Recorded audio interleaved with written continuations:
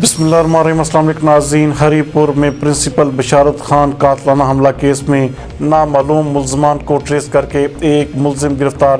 جبکہ وقوع میں استعمال ہونے والا موٹر سائیکل بھی برآمد کر لیا گیا ہے۔ ہمارے بیورو چیف تنویر تنولی کے مطابق اس حوالے سے پریس بریفنگ دیتے ہوئے D S P headquarter Amjad Hussain کا کہنا تھا کہ واقعے کا فوری نوٹس لیتے ہوئے ڈی پی او ہری پور کاشف ذوالفقار نے S P investigation Haripur اور D S P headquarter کی زیر نگرانی ایس ایچ او تھانہ city Siddique Shah, incharge investigation تھانہ سٹی منیر خان اور دیگر ماہر تفتیشی افسران پر مشتمل ٹیم تشکیل دے کر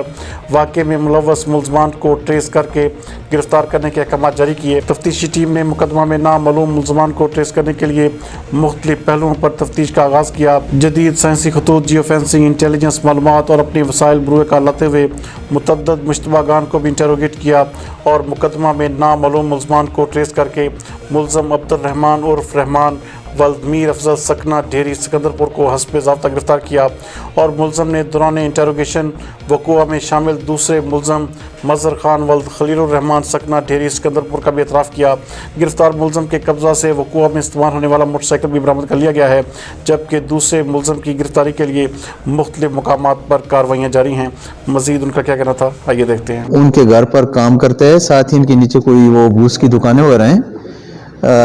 بوس اور کھل وغیرہ جو کچھ بھی ہے ان پر بھی یہ کام کرتا ہے،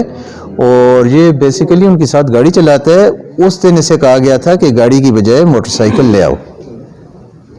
ٹھیک ہے، اور فوراً وقوع کے بعد اسے 5,000 روپے دے کر